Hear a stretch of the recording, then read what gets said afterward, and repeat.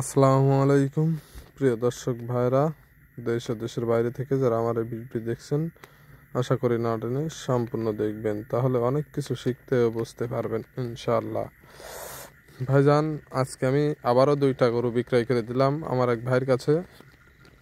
একটা মুন্ডি গাবি, একটা শঙ্খ জার্সি জাতের গাবি।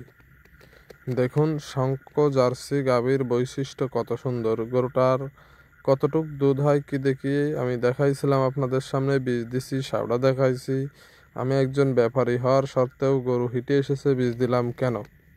হ্যাঁ, আমি বীজটা এই কারণে দিয়ে দিছি যে কোনো নতুন খামারি গরু কিনলো, সাপোজ হিটে আসতেছে, বুঝলো না, অনেক সময় লেগে যাবে। আমার এখানে যখন হিটে আয়েছে তখন আমি আর খামাকা মনে করেন যে 1000 টাকা খরচ হইলো, বীজটা দিয়ে দিলাম। টাকা 1000 বড় কথা না, বীজটা দিয়ে দিলাম এই কারণে যে খামারি ভাই নেছে তার জন্য ভালো হয়, মানে বীজটা কনসেপ্ট হয়ে গেলে তার দেখা যাচ্ছে লসের হারটা কম হবে।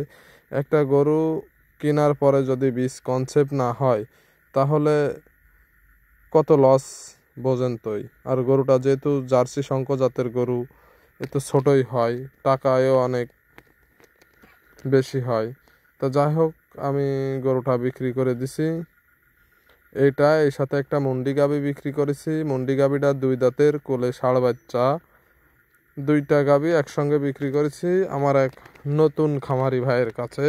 যাই হোক, তার দুধের কথা বলে দিছি যে এটার এতটুক হবে, ওইটার এতটুক হবে। তা আপনারা যখন গরু বাছুর কিনবেন ভাইজান, দেখে শুনে বুঝে ভালো জাত গরু কেনার চেষ্টা করবেন। গরুর জাত দেখে কিনলে আপনার কোনো দিন লস নেই। দেখুন এই মুন্ডি গাবিটা, এই যে দুধ খাচ্ছে, ষাঁড় বাচ্চা সহকারে আমি বিক্রয় করেছি। মুন্ডি গাবিটা 2টা দাঁত। এই মুন্ডিটা অরিজিনাল মুন্ডি সবাই বলে, হ্যাঁ আমিও বলবো অরিজিনাল মুন্ডি, কিন্তু মুন্ডি অরিজিনাল কোনো জাত না। হরমোনজনিত সমস্যার কারণে 2-1টা মুন্ডি হয়। এই মুন্ডিটাও আমার নিজে হাতে তৈরি করা ছিল।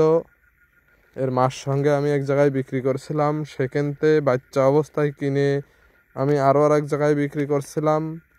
এবার তারা দেখুন গবন বানায়ে দুধ খাইয়ে এখন গরু গাব হচ্ছে না বা শরীর কাবু হয়ে গেছে, যে কোনো কারণবশত আমার কাছে বিক্রয় করে দিয়েছে। আমি আবার কিনে নতুন করে বিক্রয় করলাম।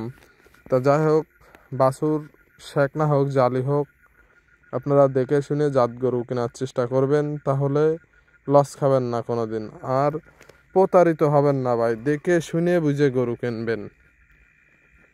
দেখছেন আমি আলম সাদুতি পাঠাচ্ছি, অনেকে আমাকে বলে যে আপনি কেন পিক আপে দেন না। হ্যাঁ ভাই, পিক আপ ভাড়া দেওয়ার মতো সামর্থ্য সবার হয় না। আমার এই 2টা গরু পৌঁছে যাবে গন্তব্যে 1000 টাকায়, আর একটা পিক আপ নিতে গেলে সর্বনিম্ন 3500 টাকা ভাড়া দিতে হবে। এই কারণে আমি এই গাড়িতে গরু দিই। দেখেন জার্সি গরুটার উলানের কি অবস্থা, আর মুন্ডিটার তো উলানই নেই, মানে না খাদ্যে পুরো মাইরে ফেলা আছে। যাই হোক, মুন্ডিটাও হিটে আসছিল, ওরও ডাক ধরাই দিছি, সবাই ভালো থাকবেন। আসসালাম।